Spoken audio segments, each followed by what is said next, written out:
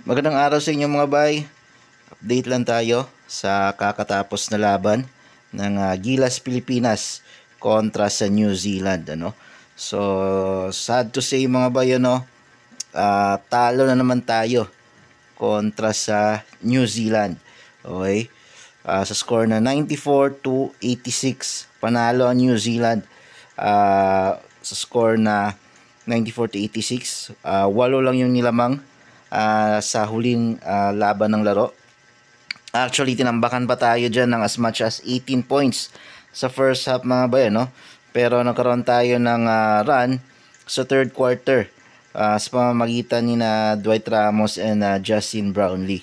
So, buti nagpapasok yung mga tres and uminit si Dwight Ramos pagdating ng third quarter. So, nababa natin as much as 6 points yan, pagdating ng fourth quarter. And pagdating ng fourth quarter mga bayan, lumobo ulit yung lamang ng New Zealand to 11. Pero pagdating ng last 3 minutes and a half ng game, humabol yung Gilas Pilipinas mga bayan. Actually, 3 minutes and a half, tatlo na lang yung naging lamang ng New Zealand dito 82-85. Yan. Tapos, nagkaroon ng parang meltdown yung Gilas Pilipinas, kasi simula nung 3 minutes and a half ng fourth quarter, medyo natagalan na silang umiscore, napako sila sa 82. Ayan, and grabe, sunod-sunod yung puntos ni Taylor Britt mga bay, kung napanood niyo yung huling video natin, yung mga key factors natin kung paano matatalo ng Gilas Pilipinas. Yung New Zealand is isa sa mga key factors is dapat ma-lockdown nila itong si Taylor Britt, which is hindi nila nagawa sa game na to. Okay?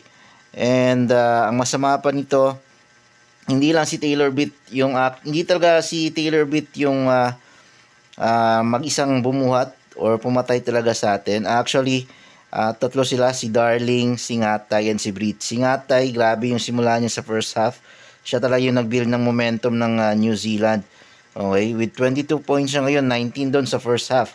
Pero pagdating ng second half, especially dito na sa mga dying minutes ng second half, ayun na nga, si Taylor Britt na ang umalago at nagtimon para sa New Zealand para hindi talaga makuha ng Gilas Pilipinas yung panalo, Sayang na sayang yung 82-85 na dinikit ng Gilas mga ba, Kasi dun sa 3 minutes and 3 minutes and a half or less than 2 minutes yata yon, nagkaroon ng crucial turnover si Dwight Ramos.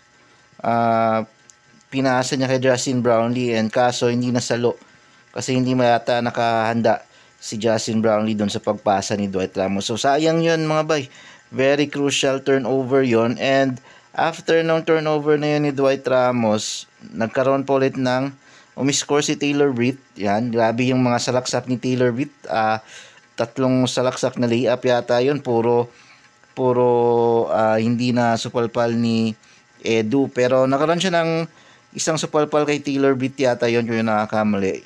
Doon nga nakadikit yung Gilas dahil doon.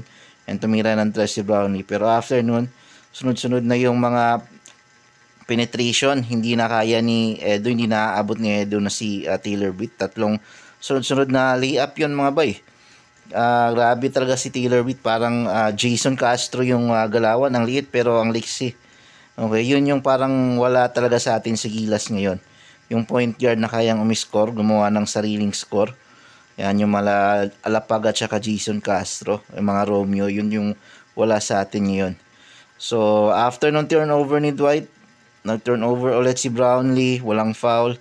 And speaking of foul, medyo hindi rin naging pabor sa Gilas Pilipinas yung tawagan na sa referee, So, yun nga, medyo nireklamo ni Team Cone, medyo hindi nga nagustuhan ni Team Cone yung naging matawagan.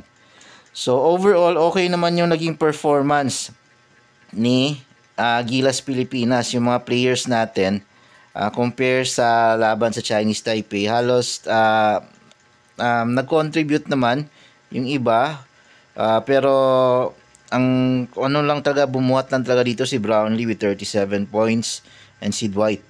The rest is parang non-factor. Yung iba, nandyan si KQ, naglaro si KQ, pinasok siya first quarter, dahil mga last 2 minutes ng first quarter, pinasok siya.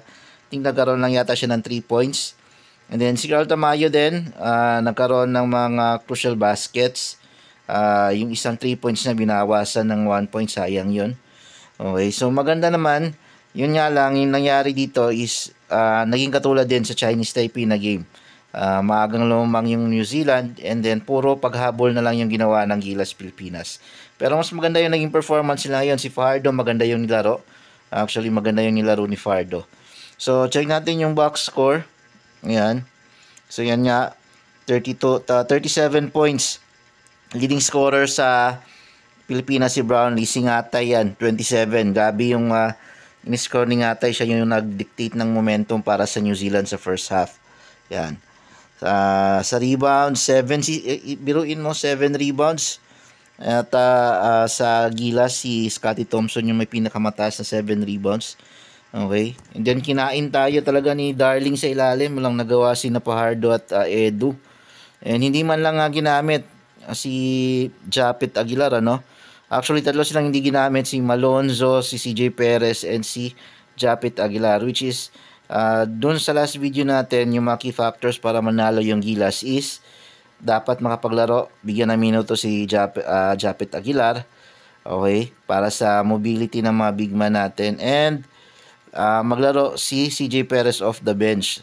Okay? Hindi binangko. So, parang nawalan tayo. Actually, naiintindihan naman natin yung pagkabangko kay CJ Perez kasi yung naging energizer natin para makahabol sa third quarter is si Dwight Ramos. Siya talaga yung nung tinambakan tayo sa first half, lamang sila ng 14 yung New Zealand. Si Dwight and si Brownlee yung talagang nagsimula ng paghabol. Sila yung pumutok talaga nung third quarter kaya tayo dumikit ulit.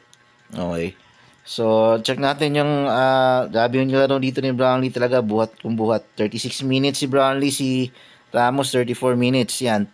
37 points si Brownlee, si Ramos 19. Si Fardo 11, yan. Maganda yung nilaro niya. Yan. So, si Kiambia with 5, yan. The rest 0-0 na. Si Malonzo, si Oftana. Grabe. Walang mga pinasok sa tira ni Oftana. Kitang-kita talaga. Pinatay tayo sa tres. Wala din tayong lugi din tayo sa mga tres. Yung mga 3-point shot natin, tirang alahoy na lang, tsambahan na lang, pahirapan pa. Kung itira, buti na papasok pa ni na Dwight at ni Brownlee. Pero aside doon, wala talaga tayong tira sa tres. Ayan, nalugi tayo.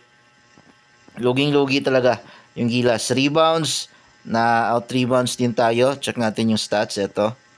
Yan, ito, makita ninyo. Rebounds, 33 sa atin. Sa Gilas, sa New Zealand is 41. Offensive rebound, 6. Walo sa New Zealand. Defensive rebound 27 to 33. Assist, yan. Sa blocks, lumamang kayo sa blocks and sa steals. Sa turnovers, yan, mas maraming turnovers yung New Zealand. Pero kung makita nyo dito sa fouls, kahit na hindi pumabor sa atin yung mga tawag, pero makikita ninyo dito, lamang sa fouls yung New Zealand, 19 to 15. Lamang sa tawagan. Ang nireklamo lang dito ni Coach Tim is yung mga crucial fouls na hindi talaga tinawag, which is sayang na sayang. Okay? So, yun. Wala na tayong magagawa. Pero huwag kayong mag-alala mga bay, may pag-aasa pa naman tayo mapasok sa next round. Pero sayang, natalo tayo ngayon. Nawalan lang tayo ng chance sa top spot sa group natin para automatic quarterfinals. Yun lang mga bay, maraming salamat sa panonood.